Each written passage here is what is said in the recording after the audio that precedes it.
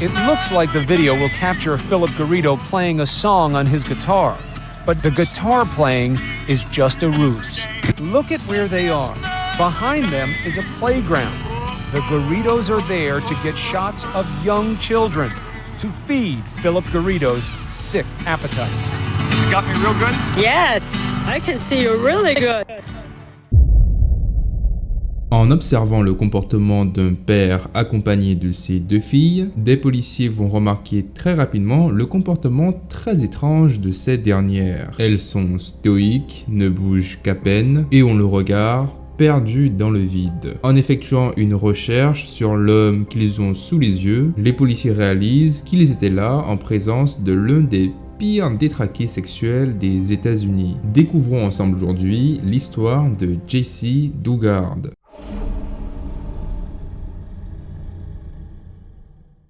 Jessie Lee Dugard est née le 3 mai 1980 en Californie. Elle était une petite fille comme toutes les autres qui adorait s'amuser tout en gardant un petit côté timide, mais le plus important c'est qu'elle adorait sa famille, surtout de sa mère Terry Brobin et de sa petite sœur Shayna. Elles étaient ce qu'il y avait de plus important à ses yeux. Jessie n'a jamais connu son père biologique et a passé toute sa vie auprès de Carl Probin, son beau-père. En 1990, après avoir subi un cambriolage assez violent, Jessie ainsi que sa famille décident de déménager à South Lake Tahoe, situé en Californie. La petite famille va s'y installer en y espérant trouver une meilleure tranquillité. Mais ils sont très loin de s'imaginer ce qui allait les attendre. Le 10 juin 1991, Jessie se réveille et se prépare à aller à l'école. Elle finit de prendre son petit déjeuner, salue sa famille et part rejoindre le bus scolaire qui l'attend devant sa maison. Et alors qu'elle est en train de marcher dans l'allée, une voiture grise s'arrête soudainement à côté d'elle. Pensant que l'homme à bord du véhicule voulait lui demander son chemin, Jessie s'arrête alors net, mais tout ne va pas se passer comme elle l'imaginait. Au lieu de cela, l'homme baisse sa vitre, sort un taser et tire en direction de Jessie, qui finit tout simplement par tomber au sol, totalement inconsciente. Puis une femme assise côté passager sort alors du véhicule et traîne le corps de la petite fille à l'intérieur de la voiture. Le beau-père de Jessie, Carl, qui avait tout vu à travers la fenêtre de la cuisine, se précipite alors vers sa voiture, mais ce dernier ne trouve pas les clés. Il avait beau chercher dans tous les sens, les clés restaient tout simplement introuvables. Mais Carl doit agir vite, puisque les kidnappeurs avaient déjà commencé à prendre la fuite. Ni une ni deux, il décide alors de monter sur son vélo et de partir à la poursuite des kidnappeurs. Mais malheureusement pour lui, ce sera trop tard. Totalement désemparé, il retourne alors précipitamment chez lui et appelle la police. 911? This is 911. On Pioneer Boulevard, the Washoe. My daughter was just kidnapped. Top of the hill with a great Ford. A man and woman in the car. À l'arrivée de la police, ces derniers vont interroger la famille de Jessie, le voisinage et même les camarades de classe de la petite fille. Ils obtiennent rapidement la description du véhicule, une voiture grise, et ils ont pour unique information que les kidnappeurs étaient un homme et une femme. Mais malgré cela, les policiers vont faire tout leur possible afin de retrouver Jessie. Le premier suspect qui sera dans le collimateur de la police sera un certain Ken Slayton, qui était tout simplement le père biologique de Jessie, mais en enquêtant davantage sur ce dernier, il réalise que Ken n'était même pas au courant que Jessie existait. Ken ainsi que la mère de Jessie avaient eu une très courte relation et cette dernière ne l'avait jamais dit qu'elle était enceinte. Très rapidement, les policiers, accompagnés de plusieurs centaines de volontaires, vont alors fouiller la ville de fond en comble à la recherche de cette fameuse voiture grise. Ils vont mettre en place des barrages routiers à des points stratégiques de la ville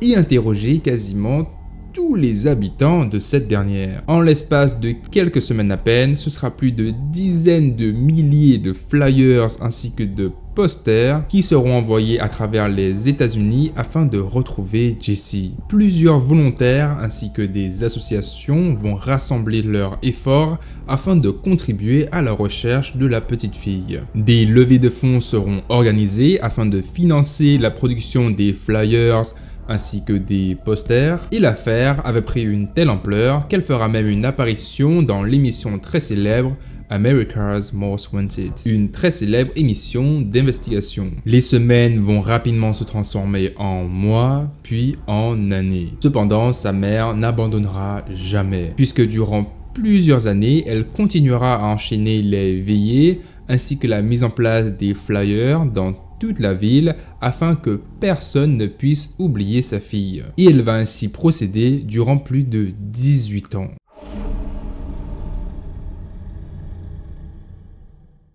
Alors que tout le monde était à sa recherche, Jessie était en réalité retenue captive par un certain Philip Greg Garrido, ainsi que sa femme Nancy. Et je préfère vous le dire tout de suite, Philippe est un énorme pervers, puisqu'il avait déjà tout simplement effectué de la prison pour avoir kidnappé puis agressé sexuellement une jeune femme dans un entrepôt durant plus de 5 heures. La jeune femme a pu être retrouvée saine et sauve après qu'un agent de police ait entendu des cris en provenance d'un entrepôt. Philippe sera rapidement arrêté et accusé de kidnapping et agression. Et il sera finalement condamné à 50 ans de prison. Et alors qu'il est en train de purger sa peine, Philippe va se marier avec Nancy, qui va tout simplement se révéler être l'infirmière de la prison où il était enfermé. Nancy va aller même encore plus loin en permettant à Philippe d'obtenir une libération conditionnelle, en convainquant tout le monde que Philippe avait changé, qu'il n'était plus le même et qu'il méritait une seconde chance. Et devinez ce qui s'est passé par la suite. Je vous le donne dans le mille, Philippe a finalement pu bénéficier d'une libération conditionnelle après avoir passé plus de 11 ans en prison. Mais ce sera une énorme erreur puisque Philippe va plonger encore plus profondément dans la décadence et dans la perversité. Et cela ne va pas du tout s'arranger avec sa nouvelle compagne, Nancy, qui était elle aussi totalement dérangée. Après avoir kidnappé Jessie, Philippe ainsi que Nancy vont alors la ramener chez eux, puis l'enfermer dans un cabanon insonorisé à l'arrière de leur jardin. Ils vont ensuite l'attacher avec des menottes et la prévenir que si elle essayait de sortir du cabanon, des chiens enragés lui sauteront dessus. Durant les semaines ainsi que les mois qui vont suivre, Philippe va effectuer la même routine. Se défoncer avec des drogues, puis agresser sexuellement Jessie durant plusieurs heures. Il dira à la jeune fille qu'il lui fait subir tout cela afin que les autres petites filles n'aient pas à subir le même sort. Et donc, qu'en lui laissant faire ce qu'il voulait, elle sauvait ainsi d'autres filles. À un certain point, Philippe finira même par installer une télévision au sein du cabanon, mais en interdisant Jessie de regarder les nouvelles, probablement afin d'éviter qu'elle remarque qu'elle était toujours recherchée. Philippe sera l'unique et seule personne que Jessie verra durant plusieurs mois, la laissant croire qu'elle n'avait que lui sur qui compter. Mais en réalité, la jeune fille était torturée, agressée sexuellement, et lorsque Philippe en avait fini avec elle, il s'écroulait au sol et commençait à pleurer en demandant pardon à Jessie. 7 mois après sa mise en captivité, Jessie va finalement rencontrer Nancy, la femme de Philippe. Celle-ci va s'excuser du comportement de son mari en offrant à la jeune fille des chocolats au lait ainsi que des peluches. Au début, Jessie pensait que Nancy était de son côté. Elle se dit qu'elle pourrait peut-être la mettre de son côté et ainsi pouvoir retrouver la liberté. Mais elle était loin de se douter que Nancy, en réalité, était tout aussi dérangée que son mari Philippe. Tantôt une fois, elle agit comme une mère protectrice, tantôt une autre fois, elle pètera littéralement les câbles en commençant à insulter Jessie. Un jour, après plus de 3 ans de captivité, Jessie, alors âgée de 14 ans, tombe alors enceinte. Ne pouvant pas avoir accès au monde extérieur, elle donne alors naissance à sa première fille sans l'aide de docteur. Et à l'âge de 17 ans, elle donnera à nouveau naissance à une deuxième fille. Malgré tout ce que Philippe lui infligeait durant ces dernières années, l'arrivée de ces 2 filles était une raison pour elle de se battre. Et une seule chose ne pouvait que prôner à présent, et c'était uniquement la survie de ces deux filles. Et Jessie, elle, l'avait très bien compris. Durant les années qui vont suivre, Philippe va convaincre Jessie que le monde extérieur était beaucoup trop dangereux pour elle ainsi que ses deux filles, et qu'elle était ainsi beaucoup plus en sécurité avec lui. Vu qu'il s'occupait d'acheter les premiers biens de nécessité pour elle ainsi que ses deux filles, elle voyait en lui une sorte de réconfort, ou du moins c'était une manière de se dire que ses deux filles était en sécurité avec lui. Avec le temps passant, Philippe va accorder de plus en plus de liberté à Jessie, en lui offrant la possibilité de se rendre au supermarché, au parc ou même à la plage avec ses deux filles. Bien sûr, pour ne pas attirer l'attention du voisinage, Jessie devait faire semblant d'être la grande sœur de ses deux filles et faire croire que Philippe ainsi que Nancy étaient leurs parents biologiques. Et ça va marcher, puisque durant plusieurs années, Philippe et Nancy n'auront même pas à se soucier de la police. Ce qu'il faut savoir, c'est que Philippe tenait une imprimerie et qu'à un moment donné, il s'est même décidé d'engager Jessie à travailler pour lui en tant que graphiste. Elle va donc ainsi être confrontée à de nombreux clients sans jamais leur révéler sa vraie identité. Elle avait aussi accès au téléphone ainsi qu'aux mails qui sont pour elle de nombreuses portes de sortie. Mais la pauvre Jessie a tellement été conditionnée dans cet environnement-là, avec Philippe au-dessus d'elle, qu'elle en avait presque oublié qu'elle était une victime de kidnapping. Ce qui est le plus frustrant dans cette affaire, c'est que Jessie aurait pu être sauvée à de nombreuses reprises. Lorsqu'elle n'avait que 12-13 ans, Jessie avait fait la connaissance d'un petit garçon qui habitait juste à côté de la maison de Philippe. Le petit garçon lui aurait alors demandé son prénom et Jessie le lui aurait donné alors tout naturellement. Mais malheureusement, Philippe se serait alors interposé entre les deux enfants afin d'éviter que Jessie n'en dise davantage. Et aussi, vu que Philippe était sous liberté conditionnelle, des policiers lui rendaient visite 2 fois par mois afin de vérifier si tout était en ordre. Mais malgré ces nombreuses visites, les policiers n'ont jamais remarqué la présence de Jessie.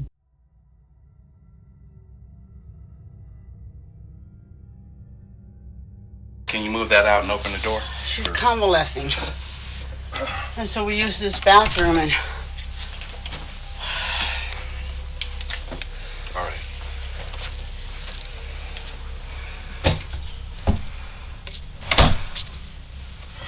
And then this door right here. That's where we sleep. You want to turn the light on? Sure.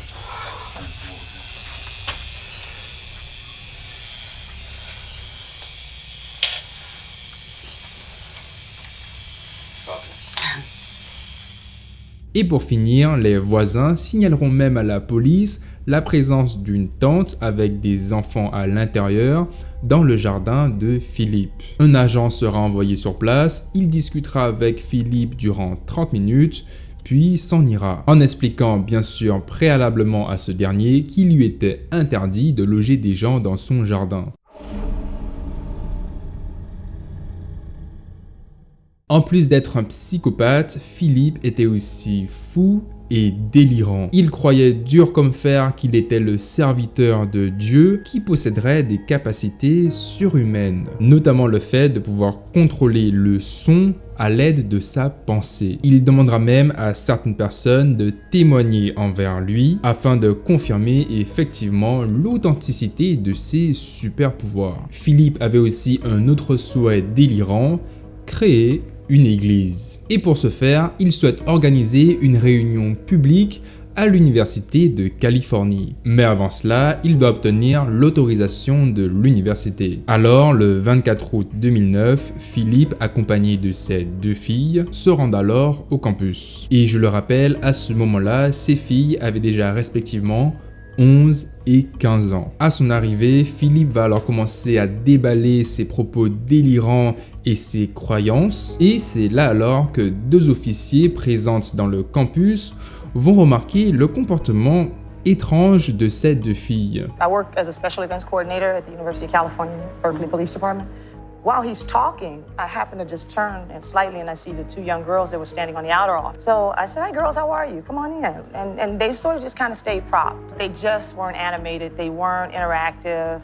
It was a nonverbal communication. It was just as though they were props. Elles vont alors très rapidement effectuer une recherche concernant le passé de Philippe et elles vont découvrir avec horreur qu'il était en réalité un délinquant sous liberté conditionnelle. Et surtout qu'il n'avait strictement rien à faire avec deux jeunes filles. L'université va alors signaler l'incident à la station de police dont Philippe dépendait, vu qu'il était toujours sous liberté conditionnelle. Il lui sera alors demandé de se présenter au poste, chose qu'il va alors faire, accompagné de sa femme, de Jessie, alors âgée de 29 ans, ainsi que ses deux filles. À son arrivée, il va mentir aux agents de police en leur disant que Jessie était en réalité une proche à lui du nom d'Alyssa et qu'elle lui avait donné l'autorisation d'amener ses deux filles à l'université. Les policiers décident alors de séparer chaque personne afin de les interroger